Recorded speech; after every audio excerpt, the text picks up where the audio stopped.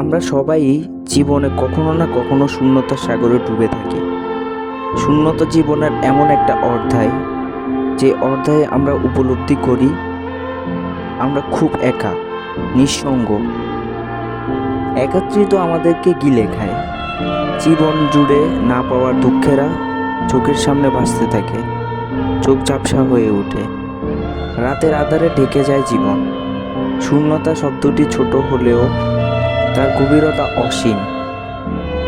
শূন্যতা কোনো শূন্যস্থান নয়, বরং তা এক অবর্ণীয় অনুভূতির নাম। এটি এমন একটি অনুভূতি যা হৃদয়ের গভীরে আলোড়ন তোলে, বুকের মধ্যে এক নিঃশব্দ যন্ত্রণার জন্ম দেয়। শূন্যতার প্রকৃত অর্থ হয়তো আমরা সবাই জীবনের কোনো না কোনো পর্যায়ে উপলব্ধি করেছি, কিন্তু তার রূপ সবার কাছে ভিন্ন। মূলত শূন্যতা হলো না পাওয়া ফুল, যে ফুল হৃদয়ে ফোটে, যাকে আগলে রাখি খুব যত্নে, কিন্তু যখন সে ফোটে, বড় হয়, তখন সে ঝরে যায় অথবা অন্য কেউ তাকে নিয়ে যায়। এই না পাওয়া হতাশা থেকে শূন্যতা তৈরি হয়। শূন্যতা হৃদয়কে ক্রমশ ক্ষয় করে দেয়, মানুষ তার দুঃখের মাঝে হারিয়ে যায়।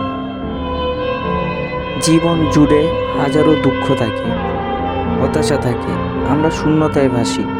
তাই বলে জীবন এখানেই শেষ নয়, এটা কেবল একটা অধ্যায়, যে অধ্যায় জীবন আমাদের মানুষ চিনতে শেখায়, দুনিয়া বুঝতে শেখায়। আর যারা ভাবে জীবন এখানেই শেষ,